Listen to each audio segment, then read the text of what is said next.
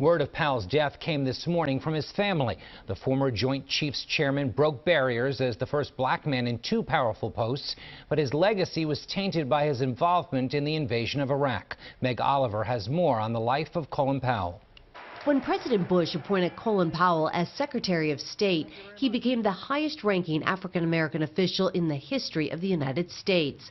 His was a true American success story. His parents were Jamaican immigrants who raised him in the South Bronx. After graduating from the City College of New York, he took an Army commission and served in Vietnam.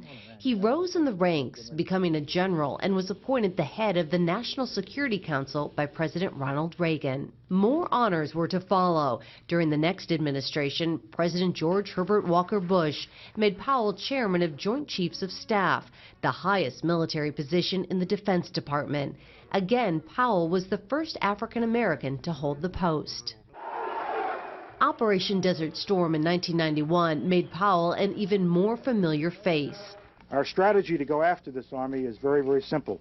First, we're going to cut it off. When he retired from the Army, Powell wrote his autobiography and chaired America's Promise, a nonprofit organization dedicated to building character in young people.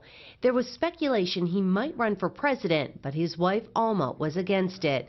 Then Powell was called upon by George W. Bush. I am honored to be given the opportunity to return to public service as the 65th Secretary of State. Though initially opposed to the idea, Powell agreed to go along with the Bush administration's plan to forcibly overthrow Saddam Hussein. Using his greatest asset, his popularity with the public, he went before the United Nations and the world to build a case for invading Iraq.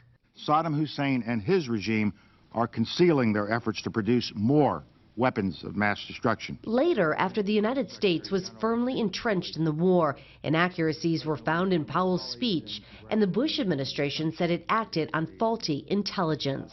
Powell admitted the UN speech was a painful blot on his record and pushed for reform in the intelligence community. I'm so proud that I have had this chance to serve my nation.